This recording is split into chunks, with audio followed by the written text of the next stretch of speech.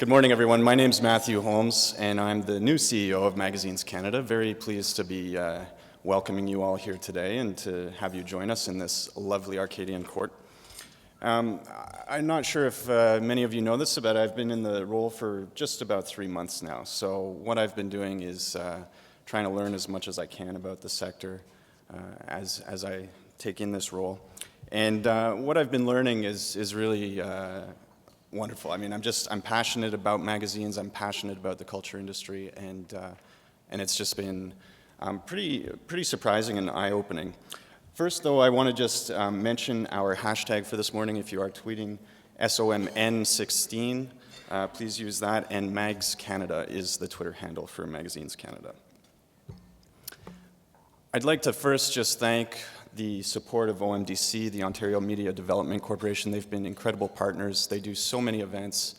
Many of you know members of the team, and Karen here has joined us with some of her team members as well. So thank you for the support for this morning and everything that you do across the cultural industries in Ontario, really bringing the community together, sharing best practices, new ideas, and networking. And I hope that if nothing else out of this morning, you leave with some new ideas, some new friends, and some lessons learned. So I think from discussions with the panelists, we're certainly going to have all of those things.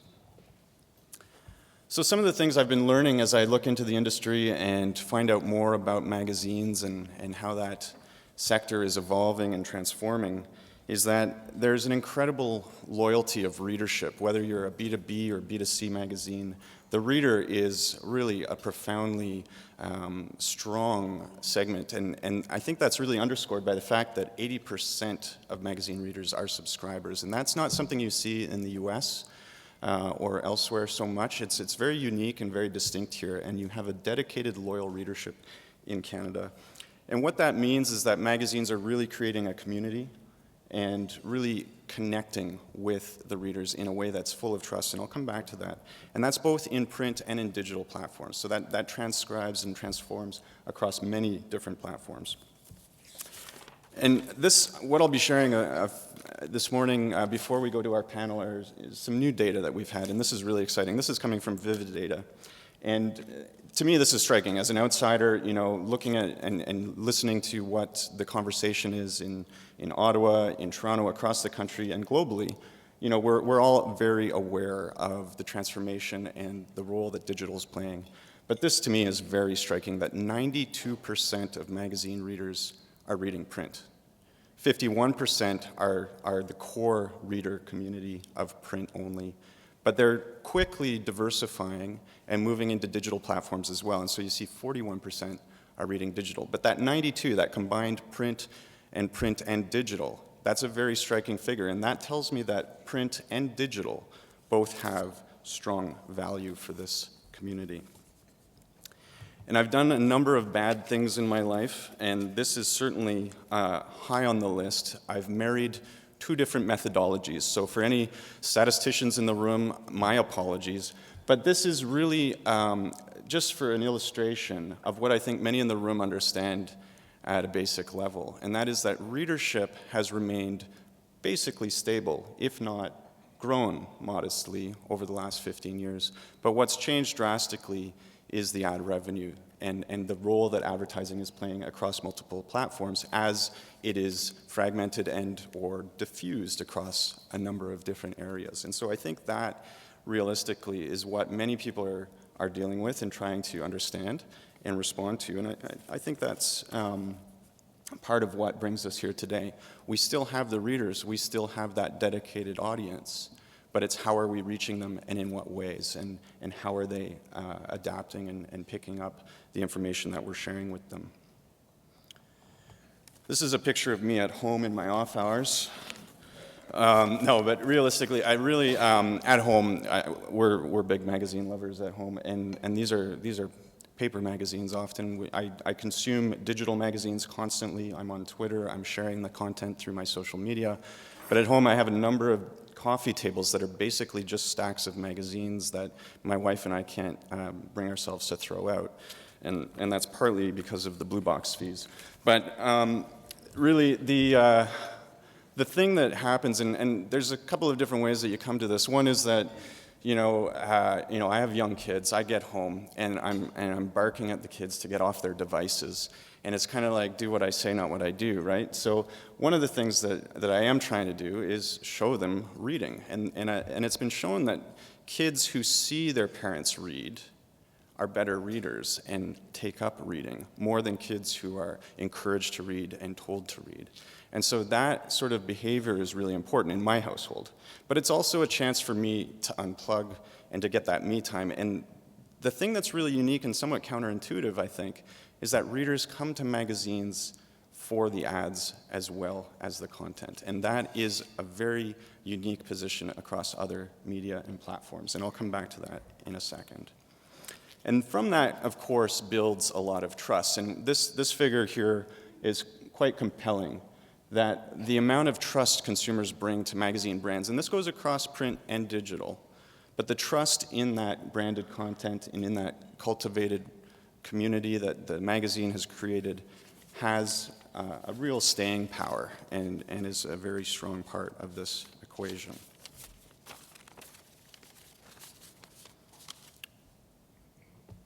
So in essence, magazines are editorial text and graphics that educate, inspire, and motivate the reader.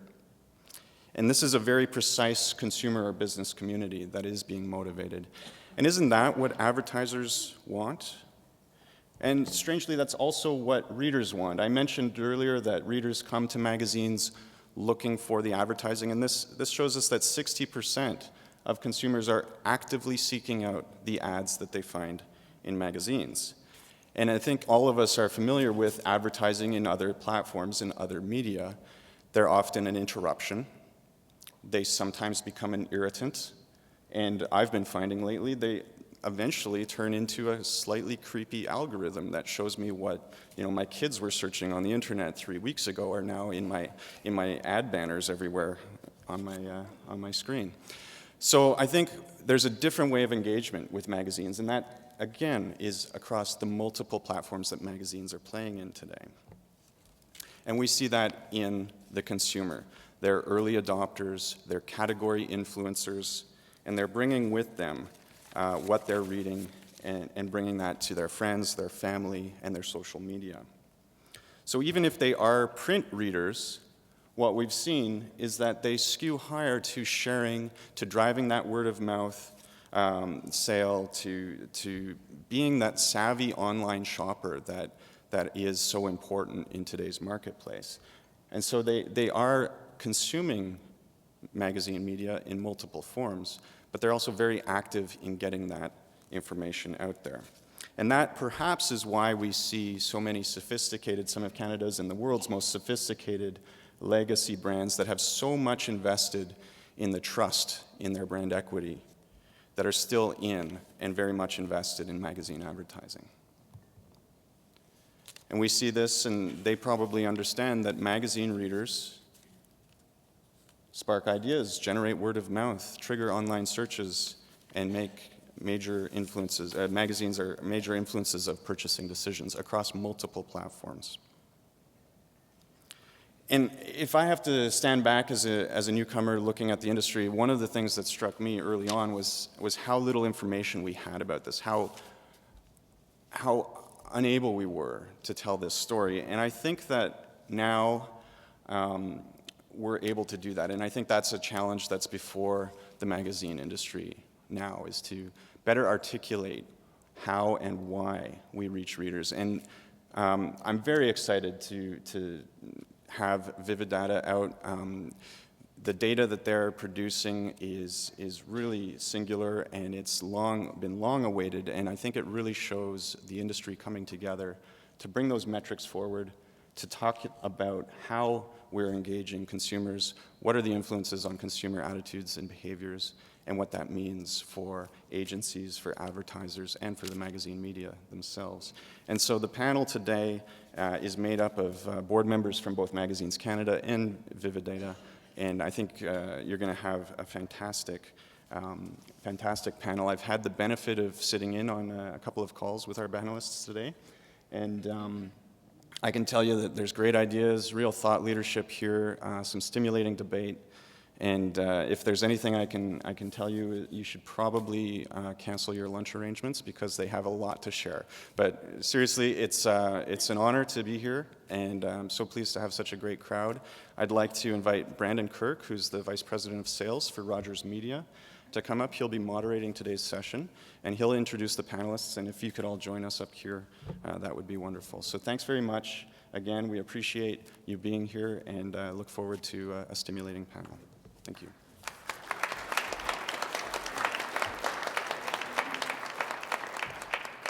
How's everybody doing this morning? Good? It's a pleasure to be here today, and I have the pleasure of moderating and introducing the panel today. But I want to start off by saying I think these gatherings are incredibly important. I can tell you, one of the challenges that we're facing is the issue of seeing advertising declines far outpace the issue that we have in terms of audience stability. And I think as an industry, we have to work together, and we have to work very closely together to solve that problem. And I think some of the things that we're doing with Magazine Canada are very consistent with what we're doing with Think TV, for instance, because we really have to make strong points in the market every day.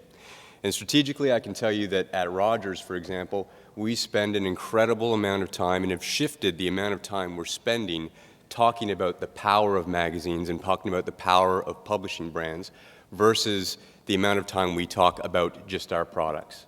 We have to work together and make very, very strong points and make them very consistently. So I think, again, these sessions are incredibly powerful. They're going to give us ideas. They're going to spark new strategies and new ways forward, and I think more importantly, ways in which we can work together. So I want to jump into to the panel, but I first want to introduce and give you some background on our panelists today. Shelagh Stoneham, Shelagh is a senior marketing leader with extensive experience optimizing shareholder value for top-tier organizations across a broad range of sectors. Shelagh most recently was Senior Vice President of Marketing, Shoppers Drug Mart Corporation. Prior to joining Shoppers Drug Mart in 2014, Shelagh spent 7 years as Senior Vice President and General Manager, Brands and Marketing Communications at Rogers Communications. Hello. Good to see you again. Shelagh serves on several Canadian and North American boards, including Canadian Chair of the Alliance for Audited Media, Vice Chair of the North American Board, Director of the Women's College Hospital Foundation Board. I think you've got another event to get to today for that. Busy person. And Director of the Vividata Board. So welcome, Shelagh.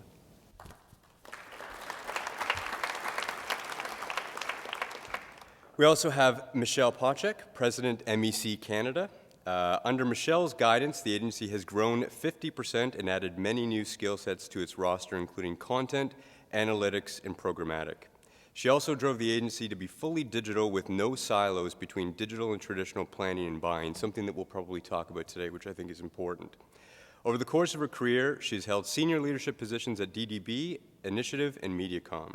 Michele has worked extensively on many categories, providing leadership for her clients and team. Her category experience includes telecommunications, retail, automotive, foods, pharmaceuticals, financial services, personal care, and home goods. It's pretty much everything.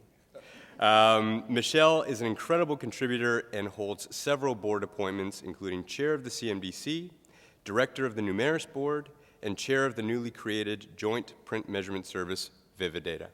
Welcome.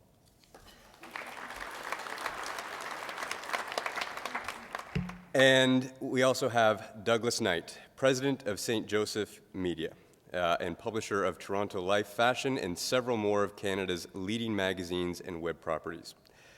Doug is a graduate of the University of Toronto and the London School of Economics and is the former publisher and CEO of both the Financial Post and the Toronto Sun. He was also the founding chair and CEO of Imprimedia, LLC, the largest Spanish-language newspaper company in the United States.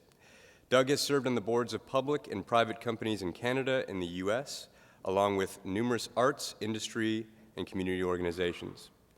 He is chair of the Governor General's Performing Arts Awards Foundation and a director of the Writers' Trust of Canada. Welcome.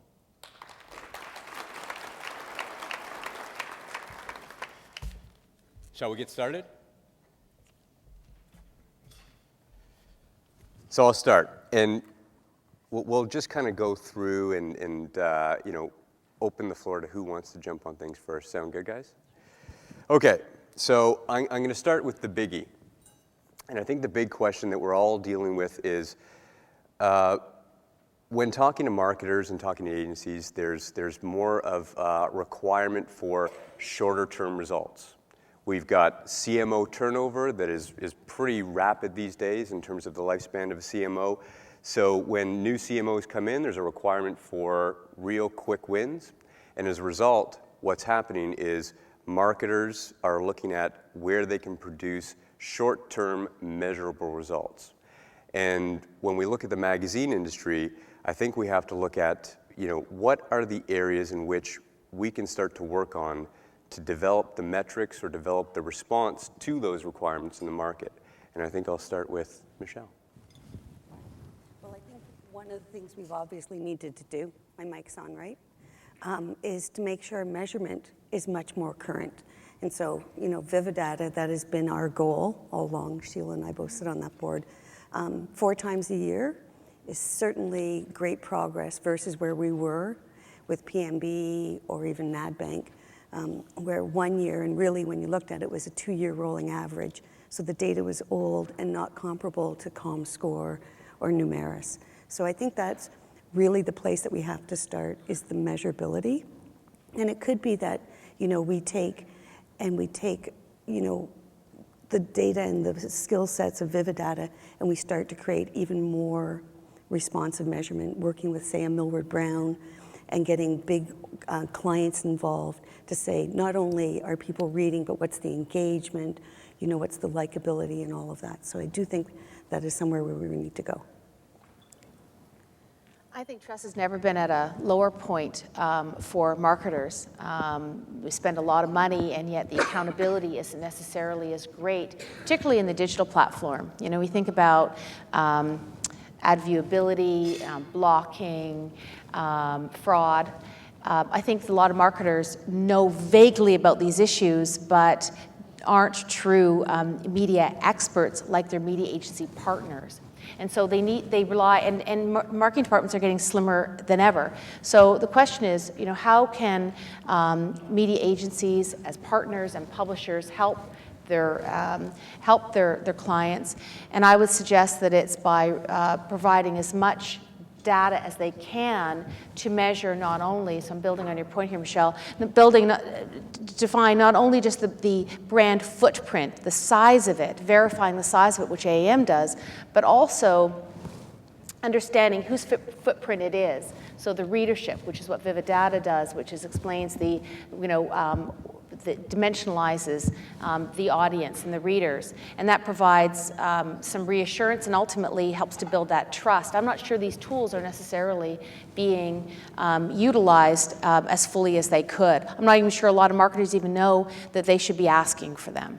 So there's an opportunity, I think, to build that relationship, build the trust between marketers and their agencies and ultimately with consumers. So, I promised Brandon I'd be a little bit disruptive here. We live in the greatest age of disruption and disintermediation. And there's a terrible temptation when things are changing as fast as they are to be focused on your slice of it. And my argument would be, for all of us, for advertisers, for agencies, and for the media, in order to understand and make a positive contribution to this change, we actually have to widen our focus and try to see as much of the picture as we can, and not just be saying, okay, we're going from the argument for print to the argument for digital, and how can we make that work tomorrow because everyone wants a short-term result. And if you'll be patient with me, I want to give you a small example of how a narrow focus can distort a conversation. The political environment today, we talk a lot about the 1% and inequality. It's a huge conversation. The Liberal Party won the election based on that conversation. The problem with the conversation is that it completely misreads what's happening in the world. And it misreads what's happening in the world because it's just looking at a single nation at a time, the United States, Canada, Germany, and the question becomes who wins and who loses. And you see the 1% are winning and everyone else is losing. What has been missed in that conversation, that we have seen the greatest transfer of wealth in history from the first world to the third world. We have seen the greatest lifting of people from poverty around the world. So what's really happened in the transfer of wealth is that the people who have paid for it are the middle class in the first world. They have lost income growth. They have lost job opportunities. Where that's been transferred to is China and India and dozens of other countries where literally millions of people have been lifted out of poverty. So concentrating the conversation on just the 1% in income equality in your country misses what's actually going on. And that's a huge example, I think, of what's going on in our world. If the question is what do advertisers want, the first thing they want is to keep their job. Because guess what? CMOs who are really smart, very talented people typically turn over 3 times under any CEO. That's kind of the average right now. 3 times every CEO. CEO tenures are getting lower, but CMOs have the most vulnerable job in business. It's also one of the most visible jobs in business. So you're out there saying, okay, not only do I have to do a great job because I've just been hired by the CEO who him or herself has a strategy they need to implement because their board is all over them and their investors are all over them. They're trying to show that they're part of this game. The CMO has to go in and, as Brandon said, in very short order, show that they get it. But it's not just about short-term results. It's about demonstrating that you're part of this disruption and that you're innovative. Because sometimes the results are illusory. There's a disconnect often between how media is measured in terms of its effectiveness and the true results of the business. Unfortunately for the CMO, you're blamed for both. The data that we use and the measurement that we talk about is most often used to justify the risk-taking of new programs more than it is to actually connect to driving sales or market share. And that's a really interesting disconnect today. So the really, really smart CMOs, and frankly, in my experience, most of them have been supremely smart people, are in this world where they know they're going to be there for a certain time, and then they're going to go and work for somebody else and have to replicate that. So as media people dealing with CMOs and dealing with agencies, if CMOs want to keep their jobs, agencies want to keep their clients. And media just want to stay alive. I mean, those are the 3 answers. But I think figuring out how to be helpful in that broader world is the role of media here, and not just to be focused on the short-term thing of, are we really measuring results here or really measuring results there? Because most of it is illusory. Well, they want to know, marketers want to know that where their dollars are spent are actually having some impact. Because ROI I remember the days when we did annual plans and ROI was based on an annual basis. Then it became on a campaign level. Then it became, holding people back from judging whether something was working or not by week. Now, the average retail marketer, you get sales by the hour, at the very least by the half day. You go to bed at night and you're looking at your results and saying to everyone, give us a chance to actually build awareness and take action. You're holding your peers at bay because and here's the old adage, if something is working really well, chances are it's the offer. And if it's not working very well, where did you place it, Shelagh? Right? Because at the end of the day, there's a huge accountability associated with the spend because it's often one of the largest line items in a company's operating budget. So there's an awful lot of pressure. You're absolutely right, Doug. A tremendous amount of pressure. And so whatever agency partners can do to help make that expenditure go a long way and have the comfort, the trust that it's actually being well spent, builds a stronger relationship, which actually speaks to what is the relationship that, sorry, Brandon, maybe I should be leaving it to you to ask the next question, which is, what is the relationship and what value can the partners, publishing partners, media partners add to help build that relationship such that everyone is successful? I think that's a good segue into our next question, and I think it's something that I've personally dealt with a lot, and something that we are constantly trying to find a solution for, and that is, are we siloed in some ways on both sides of the equation? Are we siloed on the sell side? Are we siloed too much on the buying side? And it's going to vary agency by agency or agency group by agency group. I think it's starting to break down a little bit, but our ability to grow and to thrive in this business is probably going to depend largely on our ability to continue to tell the full footprint story of a publishing brand. It's a brand first. Where its platforms are really secondary. So the more we can get into telling that story very articulately over time, the better we are.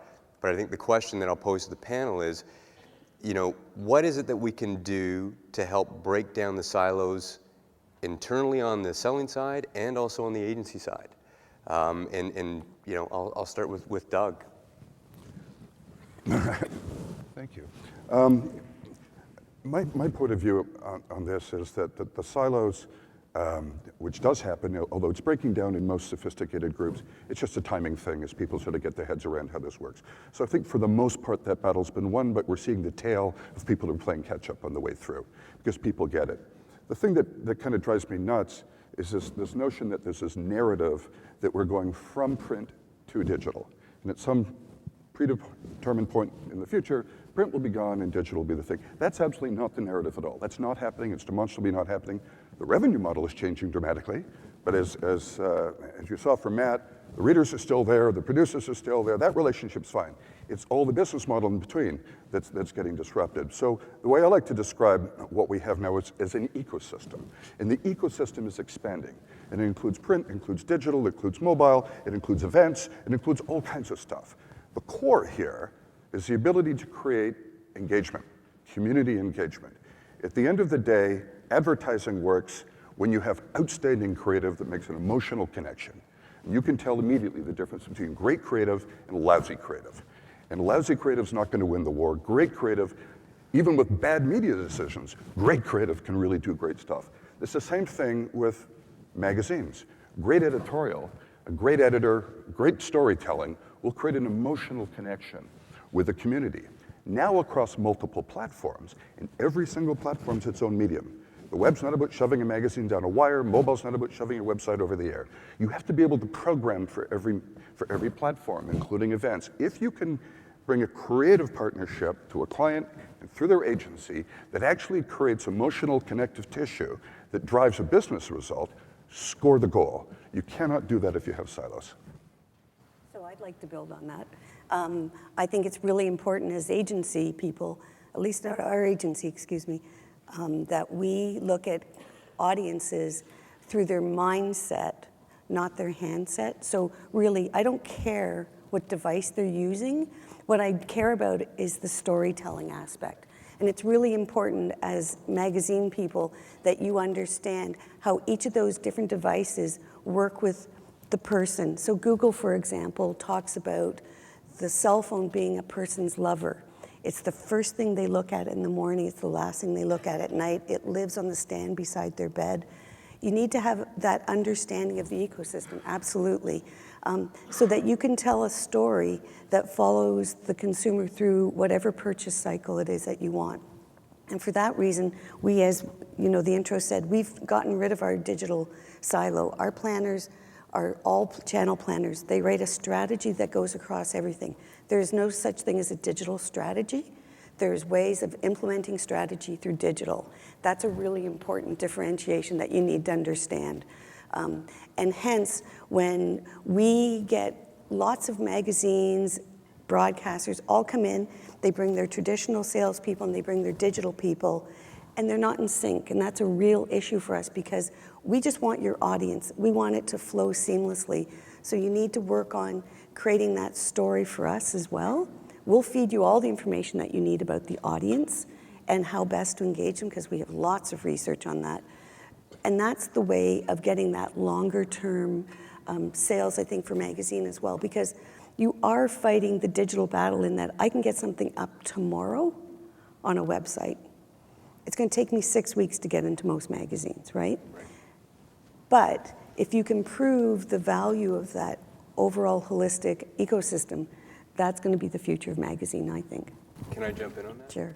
So, and it's a question for you, is if it was more about moving our business forward, so it was one person, not a team of 2 or 3 people coming in to talk to you about things, one person who said, listen, I really want to talk to you about a deeper partnership with Chatelaine or Canadian Living.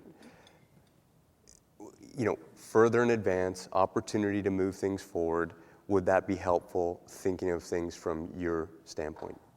Absolutely. I mean, the perfect example is you were in our office yesterday having a top-to-top with L'Oreal, where we were it's a blue sky session about how do we create a better relationship amongst all 3 players in the room to create that long-term, satisfaction for everyone. For L'Oreal, obviously selling more cosmetics, for, as you said, me keeping a happy client and you guys keeping your medium alive. But yes, absolutely. Yeah. I was going to say more and more marketers view their customers in terms of a day in the life of. And you think about they wake up and they look at their device, they may look at the device to figure out what their day is going to be and maybe what the weather is or whatever. And then they move throughout the day.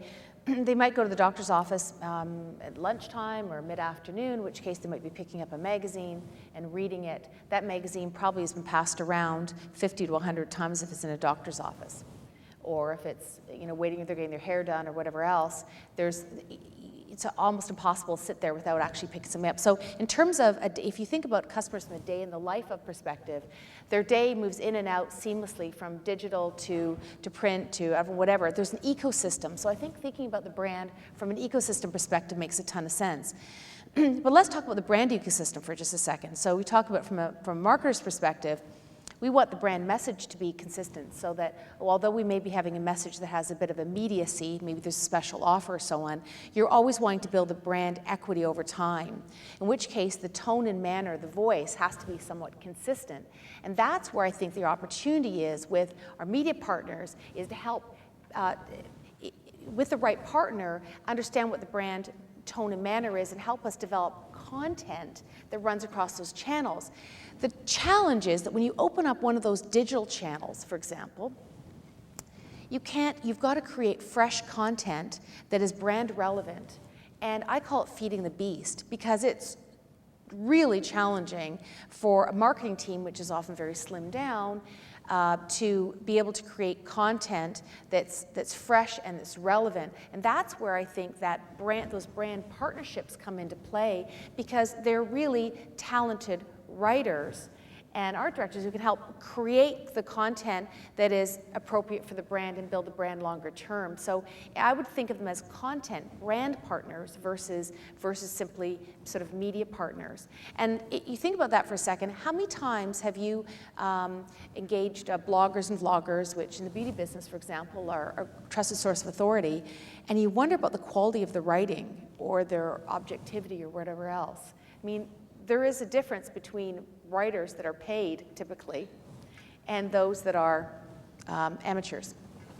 Anyway, there's just a thought in terms of another way of partnering, which is thinking about that whole full opportunity, content opportunity. Can I just add one last thing? One of the things I think is really important is that you invest in research and that you have a really, not just an understanding of your brand, but the people who engage with it. And some of your big partners like a L'Oreal, so have a really deep understanding of the cosmetics business. Because the other piece of this, you're talking, that's the first comment. The second comment is, interestingly, I don't know who was here at the CMDC conference yesterday, but Think TV was there and ThinkBox from the UK were there saying, the digital bubble is bursting a little bit in that I can't do a mass campaign on digital without buying an awful lot of stuff. You saw today that, 8% are digital only? You need the print version still. And digital's going to work best when married with another piece of a different kind of medium. And I think that's the sell, is you need to go in and sell them together because frankly, it always interests me how many of even my own planners will say, well, we're only buying the print version. So it's like, well, hang on. And I think it's partly the sales model, but I also think it's people understanding the ecosystem. And I think that leads to the next question a little bit. And I'll just comment on where I've seen a lot more success probably in the last year or so. And I've seen a shift in our business from the standpoint of really bringing the true experts who understand their audiences to the table. I think there's two things we can do. I think one, continue to do that. And by that, I mean, I have editors in so many more meetings today with me than I ever have in my career. A light goes on in those meetings, particularly when you have the agency and the client at the table. They want to understand exactly what this audience is looking for firsthand from a person who creates the content, and also a person who can make a decision on moving something forward or an alternative to something. So I think that's one. And number two in that would be, I think we need to Michele's point, start providing some other proprietary research too. So not just the editor's word for it, but also here's some facts that we can bring to the table in terms of what we're doing, in addition to all of the great research we have from Vividata and beyond. I mean, I think there's a lot we can do there. And I think that is a good lead into our next question is thinking about native and branded content, directed content, what have you. There's so many different words for it. What do we think are our key opportunities, and what do we think might be some of our challenges? I think this is one of the key areas of growth in our business, both in our brands and outside of our brands through other distribution channels. So I'll throw that to the panel. Well, we love this question because at the end of the day, if you step back from it and you're a business strategist in the media world, the question you have to ask yourself after you've sort of wrung your hands and wept about the declining traditional revenue streams, the obvious question is, where's the growth? And the growth is in content marketing. The interesting thing, though, and this is one man's point of view, but it's working, is that most content marketing is not done very well. And I've separated this in my own head into content 1.0, content 2.0, and content 3.0. Content 1.0, you see a ton of today. You see it in newspapers almost every day. It's the old advertorial idea. You're seeing just tons and tons of it. You're just selling your audience, and what you've convinced the advertiser is, oh, what we need to do is make your advertising look like editorial, and it'll all be fun. No, it won't. Content 2.0 is when people kind of wake up and say, oh, I see, the content has to be interesting, which leads you to things like viral videos. And that's like, so you go to your agency and say, dial me up some of those viral videos, please. Well, like half a dozen of those. Not a great strategy. Both content 1.0 and content 2.0 come from the CMO marketing point of view. And I wake up in the morning and I have something I need to tell my target market. I have a USP, and if that sucker works and my agency gives me great creative, I get to go to the Advertising Hall of Fame. None of this works in this new world. Why are people chasing content marketing? They're chasing content marketing because mobile has become the seventh mass medium. It's a separate platform, it's programmed separately, people behave with it separately, and advertising does not work on mobile. It's just not effective. It's a pain in the ass, there's not enough stuff, but it's just not effective. It's measurably not effective. What is effective is great content, which leads you to content 3.0. And content 3.0 means the CMO has to actually go, okay, we actually have to get inside the heads of editors. How do they do what they do? They don't start every day saying, I need to tell you something. They start every day saying, there's a particular community we're writing for. What are they interested in? How can we create a sustained emotional connection over a long period of time around a defined subject matter that compels people to come to us? We don't shout, we whisper, but people come to us, and we build a long-term relationship. And the most successful marketers in figuring out how content 3.0 works are those that go, okay, this is what we need to do. Content is not like, oh, content's easy, right? You just hire some writers and do content. No, it's not. It's really hard. And the core people aren't the writers, they're the editors. And it takes years of craft skill development to become a great editor. Those hidden people are the magic in this whole formula, which is why editors in meetings and senior people having that, those are the conversations where the magic happen. And that magic is frankly just as important as the magic that you would have, you know, in the Don Draper days of having great creative. The people who actually get it and have the magic. And the people that are having the most success And we're having a lot of success in this area. In fact, I've never seen anything grow. In 40 years in this business, I've never seen anything grow as fast as Strategic Content Labs is growing. And it's because we start from that premise. Let's talk about what the community is. Let's talk about what business result you're trying to drive. Let's agree on that strategy. And then we'll come up with a content strategy before we start doing content. We come up with a content strategy, and we are platform agnostic. Sometimes we don't even use our own platforms. Often we do, of course, but not always. We say, where's that community? What's the content that will work? And that's when the most interesting conversations are taking place as we go through this disruptive period.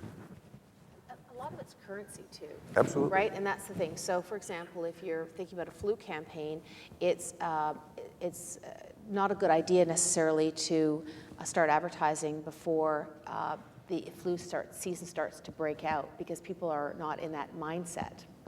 So thinking about OTCs to help manage the flu, there's timing, there's a life cycle associated with that need state. Beauty, there's a currency. If there's a red carpet event and people have got a certain look, like a cat eye or red lip or whatever happens to be, women often want to know how they're going to get that look. That's where L'Oreal can pounce. There's a currency which partners who have developed a well-honed strategy can riff up on and leverage fully. But it's the timing. It's know my brand, know my business, align on the strategy, and be able to leverage it. So there's I would say it's not digital or print. It's digital and print. It's a whole ecosystem. It's the day in the life of the consumer and understanding what that is and the role our various partners can play to help us create a brand that the consumers can really relate to and feel brand loyal to ultimately. So, and I'm going to take the reverse a little bit, because there's also an opportunity from a business perspective, and you touched on it, of creating content that isn't branded with your brand. Right. And that's something that's white label. It's really something agencies and clients are looking for, because otherwise we as agencies have to go every single one of the partners and duplicate the efforts time over time over time. And the broadcasters have started to figure out, they put in production facilities that have nothing to do with their programs, and we are seeing massive efficiencies for our clients, which is fantastic, because they're taking that money and reinvesting it in media. And obviously, if you are creating the content, you're going to be a preferred partner for the money as well. But it is a different business model than just trying to build your brand. It's a way of feeding the brand some money that's well needed. And I think Exactly right. Absolutely. Yeah. totally agree, and I think we, need to look at starting potentially with longer form content, but that can be cut down for 30s that could live elsewhere. Could be digitally, could be on broadcast, and that's with Viceland exactly what we're trying to do. But that's what we need to be doing with publishing brands, of course, as well. So I'm going to give a great example of Vice. We have Molson as a client. For the amount of money that we bought our media program for an extra $200,000, they created 70 pieces of content for us. That was all white labeled. It ran across all their properties, but also anywhere else we wanted to put it. Now, obviously, the creative agency wasn't happy, but very happy client, because we went from spending $1 million in production to $200,000. That's a really good point. Yeah. I mean, I can tell you, and Doug is seeing this as well, but in the world of white label, I'm not going to name names, but we're working with key partners in retail, consumer packaged goods, and creating a tremendous amount of white label content. And this is really something that has just been kind of an overnight change to the business. And I think something that's really getting good and exciting to me is if I went out a year ago and talked to marketers directly and asked the question, what is your content strategy? I'd kind of get a different answer sometimes. And some would have one, some would sort of divert to another conversation. But now, the majority of people I'm talking to have an answer immediately. And it helps us, because then we can start to focus on all right, what is it that we need to align with for you? What is it that your brand is trying to align with? What can we start creating for you? What can we do long term? I think that's the key in all of this, is early conversations, long-term partnerships, investments of time and energy that are going to pay off mutually for both sides of the business. Okay. So I think my next question is, and I think Doug touched on this a little bit, but I think it's an important one, is with the fragmentation and the amount of content that customers, consumers are exposed to on a daily basis now, how do we as Canadian publishers preserve our position as a point of authority in the markets we serve, in the verticals we serve, and as a Canadian company? So I'll start with Doug. Oh, yeah. Is this where it gets disruptive? This is actually a very interesting question, because the Minister of Canadian Heritage, Mélanie Joly, has just announced that she's about to throw all of the legislation and regulation up in the air and try and sort this out. And for, going back to the Jurassic period, the Canadian magazine industry has been protected. There's a sort of a layer of legislation and regulation around it. And the idea to that was to try to provide a space for Canadian voices when you're next to the megaphones of America. So we have U.S. magazines at one time were 90% of all newsstand sales, and so on. So how do you actually ensure that you create a space for Canadian voices in this world? There are ownership rules and advertising rules and so on and so forth. In the digital age, of course, all of those barriers break down very, very quickly. So if you want to actually create a connection with your audience, you have to do it on your own. There's no protection that can help you do that. So these are very, very timely and very, very interesting questions. I would say two things to this, and just sort of allow me to do this. You may think I'm kind of going off into outer space here, but this is very, very important. There has never been a time in history when Canadian voices are more welcome. Never, ever in history have Canadian voices been more welcome. Angela Merkel was at a state dinner in Ottawa. She took David Johnston, her Governor General, aside, and she had one question for him after dinner. She said, "How do you do it?" What she meant, of course, is how do you find strength and diversity? No more important issue on the planet today. How do you do it? And I've been thinking about that ever since that moment. I mean, there are cliched answers to it. And the answer that I've come up with, and this is why I'm asking you to be patient with me for half a second, is this. Canadians, since before the beginning of Canada, with Native peoples, French and English, 200 ethnic groups, we have developed as a country in a way quite distinct from the way America has developed, very, very distinct from the way the colonial British Empire developed. And part of that is that we have in our DNA, we're used to seeing the world through other people's eyes. We just are. It's a normal thing. I have this conversation with new immigrants. I have this conversation with people who've been in the country for 150 years. And everyone goes, yeah, that's right. We're just kind of used to seeing the world through other people's eyes. And seeing the world through other people's eyes leads to empathy rather than antipathy. So the American discourse now, politically, is antipathy. Red states, blue states, Republicans, Democrats, liberals and conservatives, they can't talk to each other. People cannot have Thanksgiving dinner together as families because the conversation has become so entrenched and bitter and twisted. In Canada, even when we disagree, like in the last federal election, and we go way offside, like something like the niqab debate, where the whole country, even the rabid Tories, stood up and said, you can't do that. The Canadian conversation really, really resonates. The rest of the world actually wants to hear Canadian voices, but primarily Canadians want to hear Canadian voices. So my long story here is to say is there's enormous demand for Canadian stories, and those Canadian stories resonate with Canadians. So our job as great storytellers, and that's our core skill set. We are great storytellers. Our job as great storytellers is to make sure we capture those Canadian voices, we tell those Canadian stories, and that we don't get distracted by saying, oh, gee, I've got to look like Hollywood, or I've got to look like this, or I've got to look like that, and get part of the homogenized version of storytelling in order to make it big in New York. It won't work, I will tell you that. I spent 7 years in New York, but also you're missing the point. And that is Canadians actually do want to hear Canadian stories. There's enormous appetite for it. You'll have a stronger emotional connection with that audience if you do it well. And a Canadian point of view, of course. There is a Right. Canadian, it's subtle, but it's absolutely essential and vital. I have to agree with that. I think it's having a strong, dynamic Canadian brand. I mean, it's interesting. Magazines have had the ability to come across the border. Very few of them have done it successfully when you look at it. So, I can't really add to that. I think it's a great answer. Okay, so I've got a question that I want to pose to Michele to start. But it's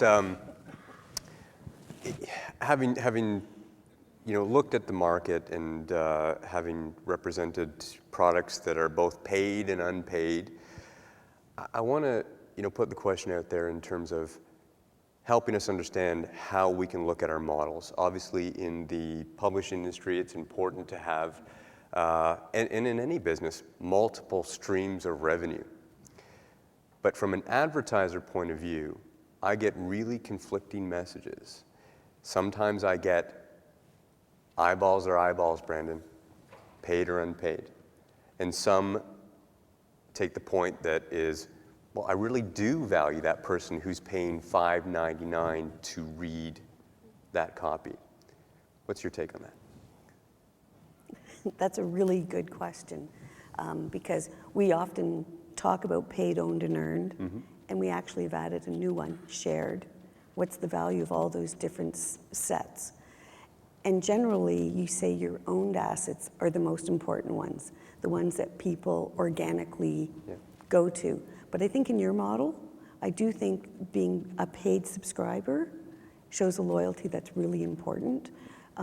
I think the big question is how do you convert someone who's a paid print subscriber to a paid digital subscriber? And that's really been the big conundrum from everybody.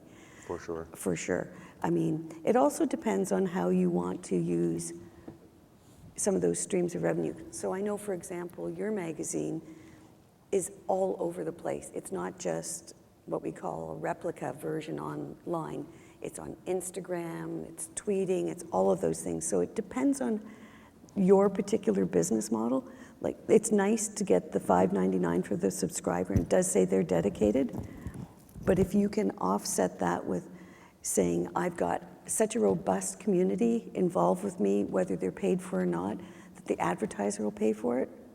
I know it sounds like a non-answer, but I think there's two ways of looking at it. And I think going forward, it's going to be the owned assets are going to be more important, because I don't think we have successfully figured out how to convert that subscriber model. And it still translates to real wantedness in the market. And as a core, it's powerful. But then, as publishers, we need to continue to realize that we're going to have to live outside our owned and operated distribution channels. Right. We are going to have to continue to move forward on instant articles for Facebook.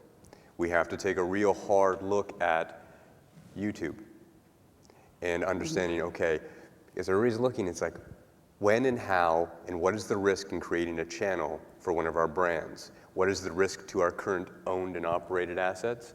And is it worth it? I think you've got to start trying some things. And I think we need to do that a little bit faster than we have been so far. I think a lot of us are doing really good things, but there's a lot of room to grow in that area. And I think that's really the future of media in a lot of ways, is really, looking at all of these other distribution channels, and the brands that are strong, the brands that start with great content and great storytelling will thrive. So. Sorry, I'm just going to say, completely agree. And I think one of the things you need to do is have someone on your team who's dedicated to building those relationships with Google, Facebook, because they're forever evolving their product. I mean, even as agency people, it's like once a week, it's like, oh, something new, great. But you have to have someone who can understand it and how to exploit it for your benefit. Absolutely. Yeah. And the content has to be current. It has to be current and adapted for each channel. There has to be experts in each channel doing that kind of work. I've just seen it done badly more often than done really well. So I think that notion of following a customer or customer following a brand, they have certain expectations, and they hold the publishers to a standard which is the same as everything else they're consuming. So I think there has to be I completely agree. Some of the internal conversations I've had, we're getting there, but on the content side, there really needs to be a very clear understanding that you don't create content the same way and expect to put it across these multiple channels.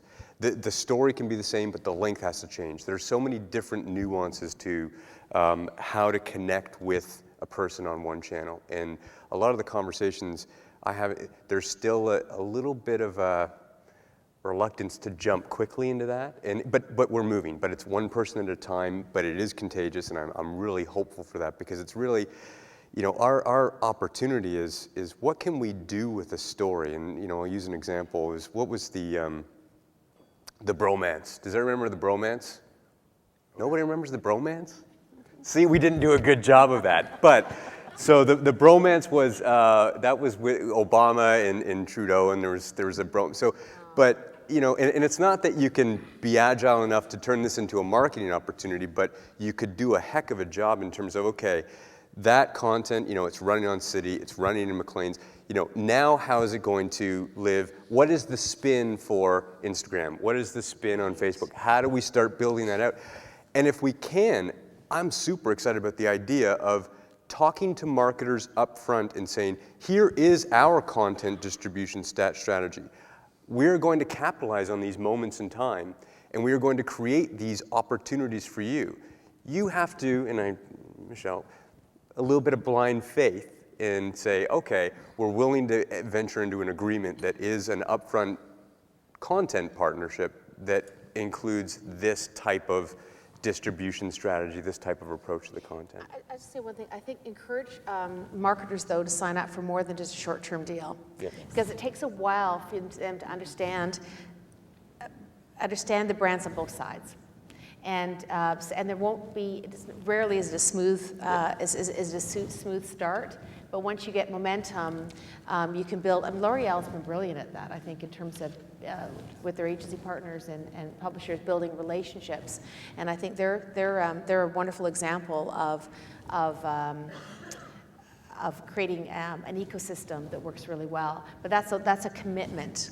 So I think if I could jump in on this, because we're dancing around some very, very connected issues here that comes back to measurement eventually. Mm-hmm. And I will tell you, I want to use Toronto Life as an example, just because it's such a stunning example in this marketplace. So here we have a print magazine, in quotes, an old-fashioned print magazine that still today is read by more people. The physical print magazine is read today by more people in Toronto than read the Globe and the Mail and the National Post put together. I mean, that's kind of phenomenal. How does that happen? And then the original website, we were the first website in Canada to have a larger digital audience than print audience. And I said, gee, that's pretty good. And on the social side, again, we just had this like jamming social across all platforms, as Michele was saying. What's interesting about that is we were so, if you like, emotionally invested in the success of building this huge audience, we realized after a while we'd kind of lost the movie. We were so, the numbers got bigger and bigger, and we were thrilled. We were like, oh my God, we celebrated the first time we went through 1 million. It was that kind of stuff. And then we kind of did a reset and said, no, actually, it's about engagement. And it's about engagement across the ecosystem. And just because we can, if you like, create a tremendous inventory of eyeballs, all that means is, A, we have either unsold inventory or inventory sold for pennies. It's like, why are we investing so much time and effort and just building up more and more uniques? What we really want to do is create connective tissue with the community across all the platforms. We know all the revenue is going to Facebook and Google anyway. It's not as if, we're going to save the world by having this. What we need to do is to have the ecosystem work. And that's when, again, for Toronto Life particularly, but it's also true for Fashion Magazine and others, where we said, okay, we're going to de-emphasize growth for growth's sake. Mm-hmm. And we're going to really focus on engagement. And then we're going to work with our marketing partners and say, how can we make that engagement work for you? Not just on Toronto Life, what other platforms work, that's the white label stuff you're talking about. We don't actually use the term white label, but we actually create content strategies, and we use distribution channels that are relevant to those strategies. And when they're ours, what we can offer is measurable engagement. And that becomes a point in time when the revenue that we can then charge for that is a whole lot higher than the kind of discounted rate for, if you want 30 million eyeballs tomorrow, I can give them to you. Michelle can do it like that. 30 million eyeballs, done. But to get engagement and to drive a business result, that's how our strategy has changed and continues to change and evolve. That's why those relationships need to be longer. Yes. It takes a while to get to momentum. Sorry, and you were also talking about taking a leap of faith.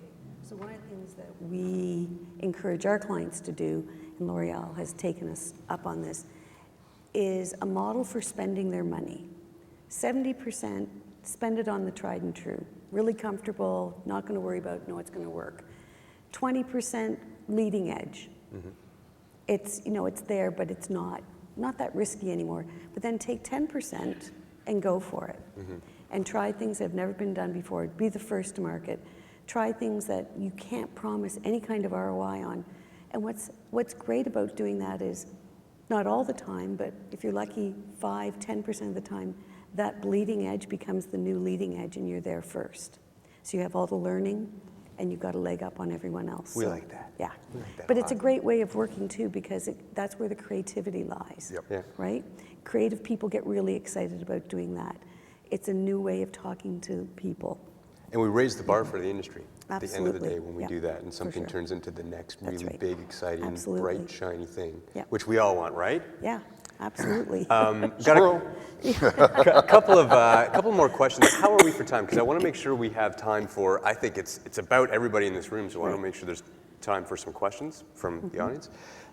So one fun question to ask is, what has everybody seen that they would consider to be best in class out there in our industry today? An example.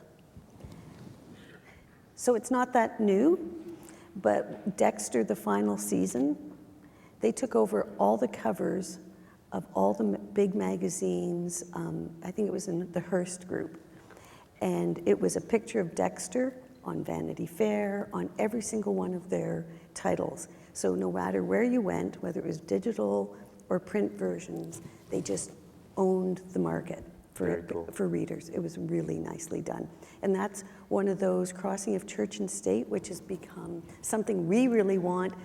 Understand it's not that easy for the editors, but the cover of a magazine's probably not as damaging, an editor might think, as impacting their content inside, the editorial and stuff. Because it was entertaining. Exactly. It was good. The consumer got some absolutely. value, got some Absolutely. excitement, and, Right. and that's the key, right? Yeah. So can I do a 1-2 punch on this? Because Sure. the Dexter thing is such a great example. There was some really interesting stuff. And NBC did it. Most television programs across all platforms and most movies do not advertise in magazines for a whole variety of reasons. So the guys at Meredith in New York did this kind of experiment, and they took some television programs and some movies, and they actually ran some advertising. They did a deal with the studios and the producers. They ran some advertising, and they did an enormous amount of research around it. Needless to say, what they found was unbelievably effective. So what happens when you launch a movie or you launch particularly series television is you get a spike at the beginning of interest in that thing because they taste it and test it, and then it drops down and you kind of settle into what your audience is going to be. And what they found with the people that had been exposed to the magazine advertising around that series was that the drop-off from the spike to the sustained audience was much lower drop-off because they'd actually created this kind of emotional curiosity about the characters and the plot line and yada, yada, yada. This is still not happening in Canada. Mm-hmm. You are not seeing these people using our media, our ordinary, traditional, never mind all our digital stuff, ordinary, traditional print, even though it's demonstrably effective. I mean, it's really quite stunning. So I said a 1-2 punch, so forgive me for this. Your question originally was, who's doing an amazing job? And I would point to Atlantic Magazine in America. Atlantic Magazine, one of two very small, foundation-run pointy-headed, intellectual magazines, Harper's and Atlantic. Harper's continues to kind of struggle along as a model of what would happen if you didn't have innovation. Atlantic magazine has been transformed into a juggernaut. And what Atlantic magazine did was to say, okay, we have all these smart people writing for us. We only have a very few people who are loyal readers. What we need is a news gene. And so they created a digital world where they were actually doing stuff daily and hourly. And I will tell you, because I'm a complete political junkie, that the best coverage through the election cycle, the primary cycle, the last one as well as this one, has been the daily stuff in Atlantic.com. Better than the New York Times, better than the Washington Post. They get shared a lot, they get talked about a lot. They imported a news gene, so they took really smart editors and really phenomenal writers, and they said, okay, like, just because we're a monthly magazine doesn't mean we post something every month. We got to be posting stuff in line with what our readers are doing. We have to bring our same sensibility, the Atlantic way of kind of stepping back and looking at the story, but they were providing, and still are today, providing the most insightful stuff on their subject matter, which happens to be American politics and sociology. Guess what happened? They became the most used magazine website in America. And all of a sudden, the magazine started to pick up subscribers and readers. Advertisers started to say, we have to be an Atlantic magazine. They completely reversed the cycle because they were now driving it as a news-driven organization out there on every platform there is. It started with the website, but now, I mean, if I pick that up, I'm going to have 3 news stories from Atlantic.com. That's a team that absolutely nailed it. Getting the best in the business, though, too, absolutely isn't it? Nailed it. And you see, again, across their whole ecosystem, this had a huge lift. Well, it's because they understood what content to put on which. Exactly right. Yeah, I love the story. Yeah, absolutely. And what I'd ask you is how is that, what does success look like? You know, because I think a lot of these things that are being tried, I applaud the innovation and so on. As a marketer, what are the success criteria in terms of driving ROI this week, as well as building brand equity longer term, which is harder to measure, and everyone, you know, accountability is diffused. What does success look like from a relationship perspective with the media partners and publishers in terms of having a healthy, viable business 10 years from now? So I think that what I'm seeing is a lot of innovation and a lot of things that are being tried. What I'd love to see are the metrics associated with each of these various initiatives and the sustainability of it, because a lot of it's going to require a huge investment and bravery as the business models are being evolved. I think, you know, I'll just add to it, and I think this is something that we can all look at, and I'm going to use kind of a simple one. Recently, hopefully everybody in this room got a copy of the Canadian Tire WOW Guide. So Canadian Tire came back to the print product, which was interesting. It was a risk. It was an experiment. But what was really cool about it is it's, you know, an interconnected ecosystem. So with the app, you're going over any page, any item, anything in this catalog, which is kind of lifestyle in a way, but kind of product driven, and it's driving to e-com. So every single one of the pages, the 200 pages, are actually activated. There's an experience that would be consumed by integrating. And you know, I think we've done this in little ways here and there, but this was a big leap into doing it all. And results on that, I obviously, but they've been great in terms of moving the needle on e-commerce, which is a real key area of focus. So, I mean, it's exciting, and I don't mean to be self-promoting. I think it's something that we can all look at in terms of a different way to approach things and bring the two worlds together. Well, thank you all. I promised you an engaging conversation, and I think our panelists here delivered on that. I want to thank, in particular, Brandon for his really engaging moderation of the panel today. Shelagh, Michele, Doug, thanks very much. Great conversation. I'm sure all of them are willing to stay a few minutes afterwards if you had a question that you weren't able to get in. So please join me in thanking them all.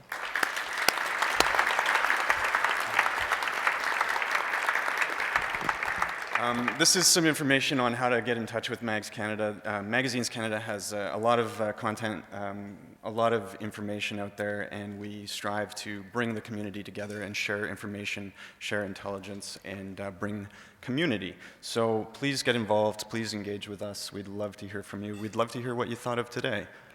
As well, I just want to put a plug in for Magnet.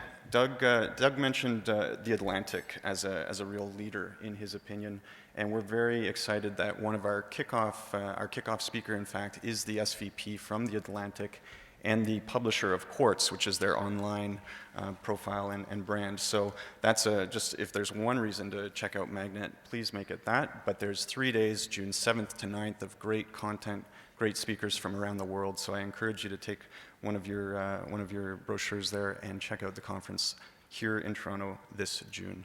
Thanks again to OMDC for making today possible. Thanks to all of you for attending and your attention, and we do appreciate it. So on behalf of Magazines Canada, again, thanks to our wonderful panel.